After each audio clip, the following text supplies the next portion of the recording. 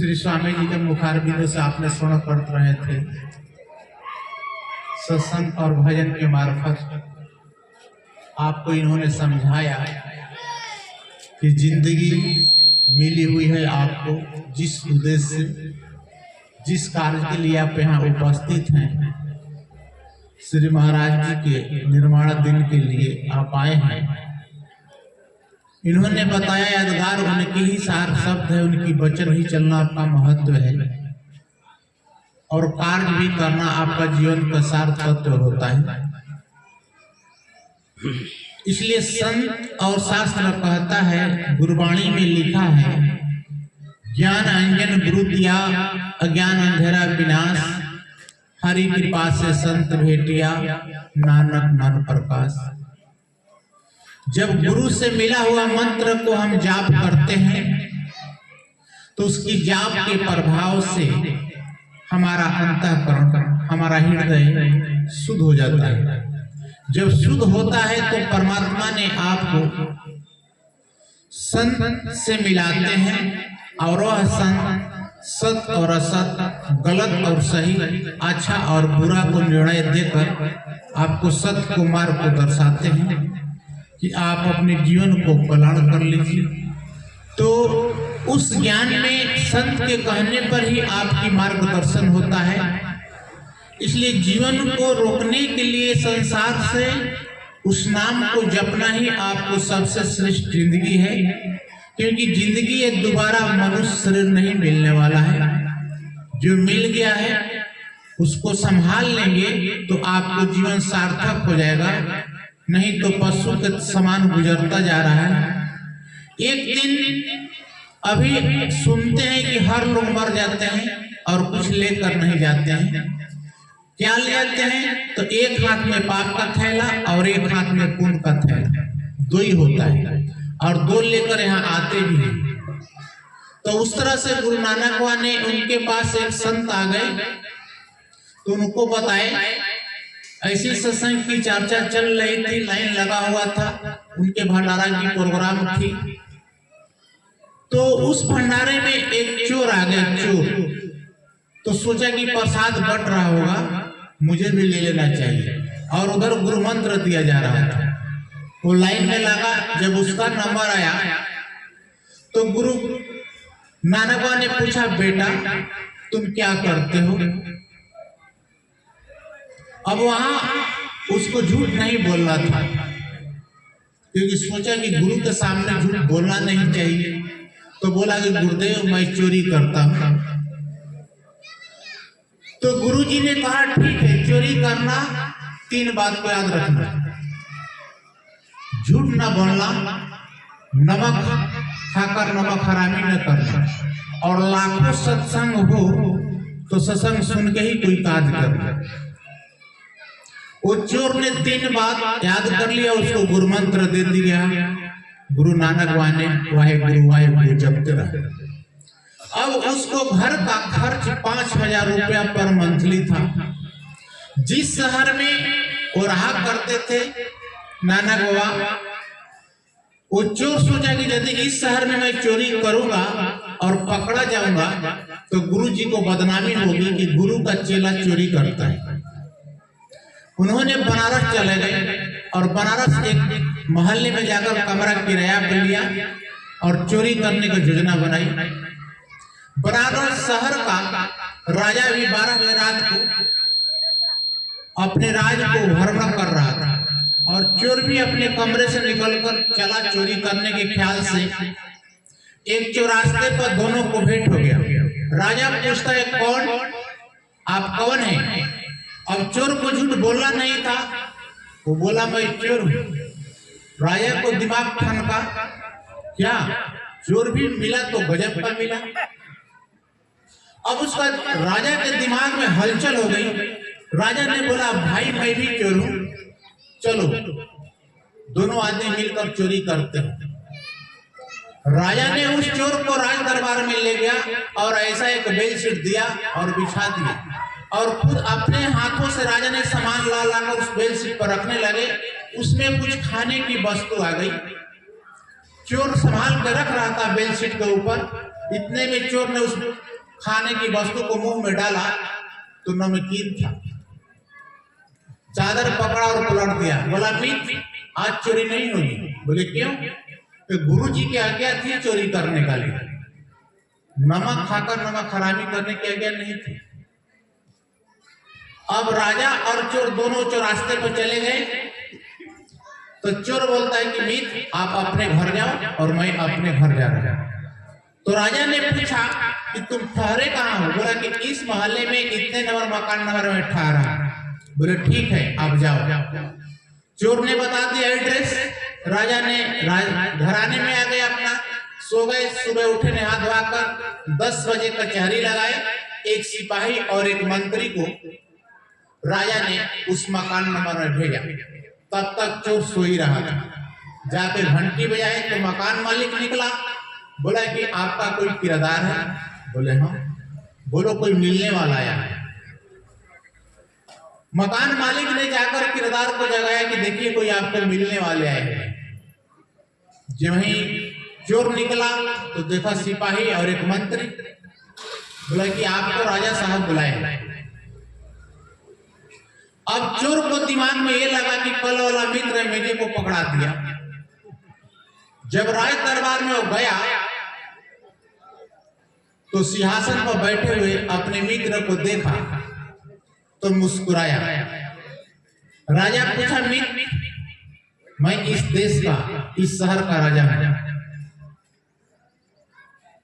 अब आप यह बताओ कि तुम्हारे घर का खर्च कितना है? चोर ने कहा कि मित्र मेरा 5000 पर मंथली खर्च है बच्चे को खाने और पढ़ाने के लिए। राजा ने कहा कि आपको मैं 10,000 रुपया देता हूं और महामंत्री का पद संभालो।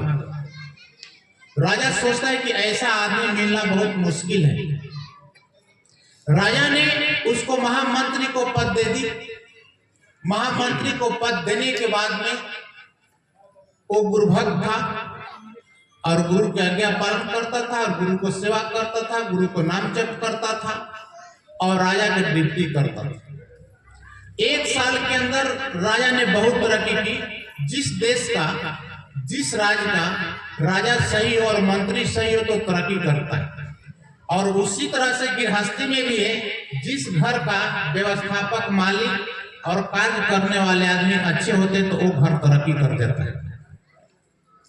जैसे नशा उसा न करे, शराब उराब न पिए तो घर तरक्की कर देगा। जो पैसा है धर्म में लगे, अधर्म में न लगे। उसी तरह से वो राजा ने बहुत तरक्की किया और पड़ोसी राजा के अंदर खलबली मच गई कि इतना कैसे तरक्की कर गए। अब चोर इतना महामंत्री पद को संभाला, प्रजा भी खुश, राजा भी खुश, आनंद से राज चल रहा था। संयोगवश राजा को 1 हफ्ता के लिए अपने कहीं रिश्तेदारी में या कहीं मिलने जाना था। अब राजा महामंत्री को बुलाया और बोला कि 1 हफ्ता के लिए महामंत्री पद और ये राज सिंहासन तुम्हें दोनों संभालना है और मैं 1 हफ्ता के लिए जा रहा हूं। उस राज का उजीर जो था चोरी करता था। अब महामंत्री जो था दिन और रात जागकर अपने राज को सुचारू रूप से चला रहा था। रात के टाइम में उजीर ने ट्रक से सामान बाहर भेज रहा था। महामंत्री ने उसको पकड़ लिया। पकड़ने के बाद में उजीर डर गया। उजीर ने जाकर रानी से शिकायत की कि जो नया राजा बना है ये सामान ट्रक से बाहर भेज रहा था, मैं इसको पकड़ा। कहानी बदल गई, उल्टा हो गई। आप सुने होंगे कहावत में कि राजाओं को कान होता है आंख नहीं। कहानी में सुने हैं ना बुजुर्गों से कि राजाओं को कान होता है आंख नहीं। जब राजा 1 हफ्ता के बाद आया तो रानी और उजीर दोनों मिलकर राजा से शिकायत करती, उल्टा। अब वो चोर जो था गुरु की आज्ञा पर चलता था, उसको तो काल भी नहीं मार सकता था। राजा बोला ठीक है, सुबह उसको मरवा देता है। उसको राज्य से 2 किलोमीटर पर एक बाग था। सुबह 8 बजे 2 आदमी को भेजा कि वहां जाओ, और जो 10 बजे आदमी जाएगा उसको गर्दन उड़ाकर एक थैला में रख देना और लेकर मेरे पास आ जाना। 12 बजे जाएगा उसको दे देना। चोर को राजा ने आज्ञा दिया कि जाओ 10 बजे बाग में देखो काम क्या हो रहा है, 2 लेबर गए हुए हैं। जब चोर चला तो एक मंदिर था, वहां संत कराते थे सत्संग की और भंडारा के उनकी प्रोग्राम था। अब वहां सेवा में लग गया, सत्संग सुनने में लग गया, उस सेवा में मस्त हो गया अपना। तो गुरु कह गया को सत्संग सुन रहा था। इतने में 12 बजा तो उजीर वहां गया बाग में। जो 2 आदमी थे उसका घर को उड़ाए, एक थैला में रख दिया। अब ये सत्संग सुनकर चोर ने 4 बजे उस बाग में गया तो 2 आदमी जो थे वो बोले को थैला में रखा है, ले जाओ राजा को दे दे। जब राज दरबार में वो लेकर चोर आया सर को, तो राजा पूछता है कि थैला में क्या है। बोले महाराज तो 2 आदमी थे, उन्होंने कहा कि राजा को दे देना, आप देख लीजिए क्या है। बोले कि आप मेरे कहने से देख लो। तो देखे तो बोला वो जीत का सर है। तो चोर पूछता महाराज ये कैसे हो गया। बोले कि तुम्हें मरना था, ये कैसे मर गया। तो चोर बोलता है कि महाराज आप एक साधारण राजा हैं और मैं गुरु के आज्ञा पर आपका नौकरी करता हूं, और आप मारने के जो षड्यंत्र रचे थे आप नहीं, हमको काल भी नहीं मार सकता। आपको मैं कहा था कि गुरु के आज्ञा को मैं पालन करता हूं। नमक खाकर नमक हरामी करने के लिए गुरुजी नहीं कहा, झूठ बोलने के नहीं कहा, और लाखों काम हो तो सत्संग सुनकर ही काम करने के जाने के लिए कहा था। आपकी आज्ञा तो मैं छोड़ दिया था, मैं तो सत्संग सुन रहा था। संत मंदिर पर सत्संग कर रहे थे, उनकी भंडारा था, वहां था मैं। तो राजा ने अपने राज सिंहासन से उतरा और चोर मित्र को दंडवत कर दिया। बोला महाराज महान हुआ जो इतना गुरु आज्ञा को पालन आपने किया। कहे कि नहीं महाराज मैं महान नहीं हूं, आपने वजीर और रानी को बात को माना, मेरे बात को तो आपने नहीं माना। तब वो चोर ने कहा मैं सुना था कि राजाओं को कान होता है, आंख नहीं, वो आंख से नहीं देखते, वो कान से सुनते और लागू कर देते। वही आपने किया था ना। जिस दिन चोरी करने के लिए हम और आप चौरास्ते पर गए थे उस दिन भी चोरी कर सकते थे, फिर भी ऐसा नहीं हुआ, और आपने अभी तक मेरे को आपने समझाई नहीं। राजा ने उनके चरणों में चढ़ पकड़कर क्षमा मांगने लगा। कहा भाई क्षमा कर दो कि मैंने गलती किया हूं। कहे कि हम आपको क्षमा करने वाले नहीं, यदि क्षमा चाहते हैं तो आप हमारे साथ चलिए और हमारे गुरु जी की चरणों में चलकर क्षमा मांगिए।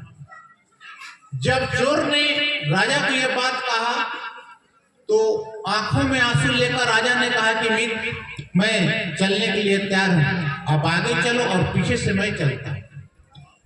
जब नानकवा के पास वो व्यक्ति पहुंचे राजा और चोर, तो राजा रोने लगा। भाई माइक भी रोने लगा।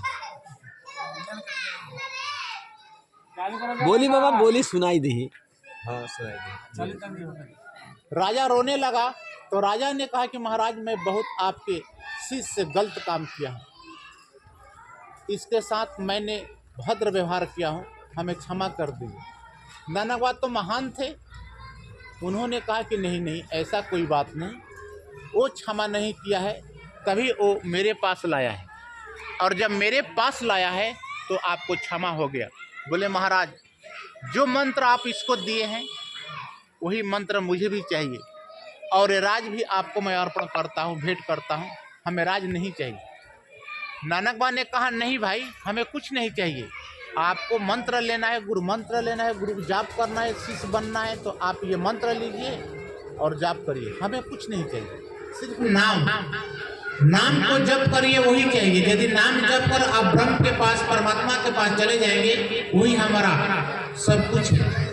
नानकवा ने उस राजा के शिष्य बनाया और राजा ने अपने राज छोड़कर एक जंगल में जाकर तपस्या करने लगा, और भगवान को जब उसको दर्शन हुआ तो आकर नानकवा के चरणों में प्रार्थना की।